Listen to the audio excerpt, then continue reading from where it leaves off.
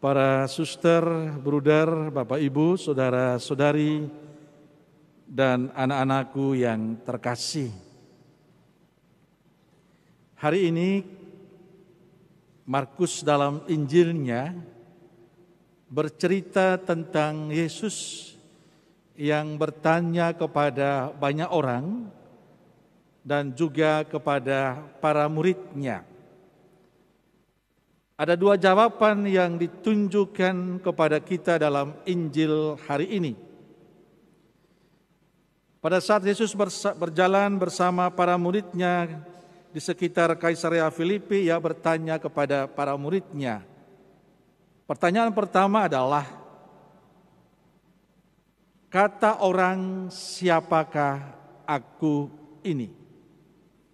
Jadi Yesus bertanya kepada para murid tentang bagaimana orang mengatakan tentang Yesus yang para murid dengar.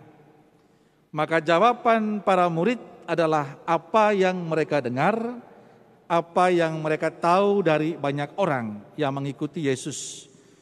Ada yang mengatakan Yohanes Pembaptis, ada juga yang mengatakan Elia, ada pula yang mengatakan seorang dari para nabi. Itu jawaban para murid karena mendengar orang lain mengatakan siapakah Yesus. Dan rupanya jawaban itu tidak memuaskan Yesus. Maka pertanyaan berikut adalah pertanyaan yang paling penting yang disampaikan Yesus kepada para murid. Tetapi menurut kamu, siapakah aku ini?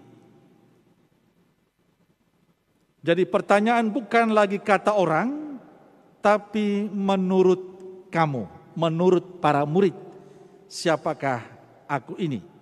Dan Petrus menjawab mewakili teman-temannya, engkau adalah Mesias. Saudara-saudari yang terkasih, jawaban Petrus, engkau adalah Mesias, itu adalah jawaban karena relasinya dengan Yesus. Tapi rupanya relasi Yesus dengan Petrus itu ada sesuatu yang kurang beres. Karena Yesus selanjutnya mengatakan bagaimana sebagai anak manusia, ia harus mengalami penderitaan. Ia akan ditolak oleh tua-tua, oleh imam-imam kepala dan ahli-ahli Taurat. Rupanya jawaban penjelasan Yesus ini yang tidak bisa diterima oleh Petrus. Bagi Petrus, Mesias itu secara politis, bahwa dia akan damai, tetap tenang sebagai kedudukan, sebagai ketua dari semuanya, dalam arti status hidupnya akan aman. Tapi bagi Yesus, Mesias anak Allah adalah orang yang akan mengalami penderitaan. Maka kutipan Injil bagian akhir itu menjadi jelas. Jika seorang mau mengikuti aku, ia harus menyangkal dirinya, memanggul salibnya, dan mengikuti aku. Para suster, Bapak Ibu dan saudara-saudariku yang terkasih. Pertanyaan Yesus, siapakah aku ini menurut kamu, itu sampai detik ini dan sampai kapanpun akan tetap aktual. Dan hari ini pertanyaan itu ditujukan kepada kita semua, panjenengan dan saya. Siapakah Yesus menurut kita masing-masing? Bukan menurut kata orang, bukan menurut hafalan kita, tapi menurut pengalaman hidupku tentang Yesus. Maka inilah jawaban yang paling penting untuk kita semua pada pagi ini. Jawaban itu adalah menentukan bagaimana kita menghayati relasi kita, hubungan kita dengan Yesus. Orang yang mempunyai relasi yang baik dengan Yesus tentu berbeda jawabannya dengan orang hanya sekedar menjadi Katolik atau sekedar ke gereja hari Minggu, sekedar berdoa. Beda dengan orang yang memiliki relasi yang intim, yang memiliki kerinduan, yang memiliki keyakinan betul bahwa Yesus adalah Allah atau Yesus adalah segala-galanya bagi kita. Maka penjelasan Yesus tentang bagaimana konsekuensi mengikutinya hendaknya menjadi sebuah permenungan bagi kita. Bahwa pada saat kita mengikuti Yesus, tidak hanya sekedar dibaptis, tapi bagaimana saya bisa menjalani hidup saya dalam situasi senang, dalam situasi bahagia, tapi juga dalam kepahitan hidup, dalam kehilangan orang-orang yang kita cintai, dalam keputusasaan hidup kita. Masihkah dalam suasana itu tetap yakin ada Yesus yang menolong kita ataukah tidak? Inilah yang perlu kita jawab dalam kehidupan kita. Saya masih ingat yang pernah saya katakan di tempat ini, jawaban Agnes Monica pada saat ditanya siapakah Yesus atau bagaimana ia beriman kepada Yesus. Jawaban itu bagi saya begitu luar biasa.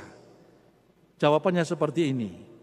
Beriman itu adalah dikala saya melihat ke depan penuh dengan kabut yang tebal, penuh dengan ketidakpastian hidup, penuh dengan persoalan hidup, penuh dengan masalah hidup, tapi saya tetap punya harapan. Di sana Yesus selalu ada bersama dengan saya. Dan ini yang menjadi sulit bagi kehidupan kita beriman. Karena apa? Karena kita kalau mengalami kesulitan, mengalami persoalan, mengalami sakit, kadang kita bertanya, Tuhan, di manakah Engkau? Pada saat kita mengalami kehilangan orang yang kita cintai, kita mulai bertanya, Tuhan, mengapa Engkau memanggil orang itu lebih dahulu? Inilah persoalan iman kita. Maka disinilah tantangan paling besar bagi kita, Bapak Ibu Saudaraku terkasih.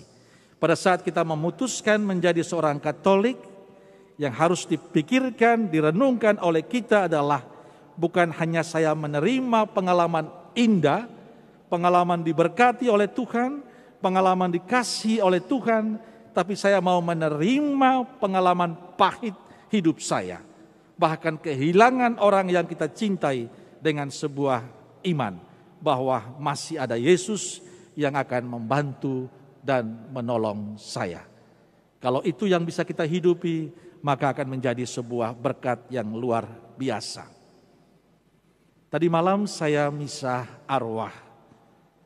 Ada seorang yang minta misa arwah Zoom. Nah, live streaming dari gereja ini. Mintanya mendadak dan saya menyanggupi. Karena itu yang bisa misa cuma Romo. Kalau Romonya sudah enggak mau misa, lalu mau minta siapa lagi? Lalu saya meminta teman-teman yang lain membantu saya. Ini seorang dokter. Istrinya kena COVID. Dan dia cerita bagaimana dia berjuang supaya istrinya masih tetap hidup. Bahkan sampai tes semua negatif. Tapi tiba-tiba turun lagi. Lalu dicari lagi yang mana. Lalu akhirnya dia mengatakan, apakah ini cara Tuhan untuk memanggil istri saya? Tapi ada pertanyaan lain yang bagi saya menarik. Saya seorang dokter, tapi saya tidak tahu bagaimana cara lagi untuk menyembuhkan istri saya. Saya mau mengatakan kepada kita semua, Bapak Ibu Saudaraku terkasih. Dalam pertanyaan dan situasi itu, beliau mengatakan ini. Inilah cara terbaik Tuhan memanggil istri yang saya cintai. Dan kalau itu yang terjadi, itulah yang paling baik untuk dia. Tidak semua orang mampu seperti itu. Karena sebagai manusia masih ada kehilangan, masih ada ketakutan, kecemasan dalam diri kita. Tidak hanya Anda, saya sebagai imam pun pasti mengalami seperti itu. Tapi hari ini kita diingatkan bersama, pada saat saya mengikuti Yesus, berarti saya punya harapan yang pasti, bahwa dalam kepahitan hidup, dalam segala suka duka hidup saya, masih ada Yesus yang akan setia menemani kita. Mampukah kita beriman seperti itu? Kitalah yang bisa menjawab masing-masing. Amin. Kemuliaan kepada Bapa dan Putra dan Roh Kudus, seperti pada permulaan, sekarang, selalu, sepanjang segala abad.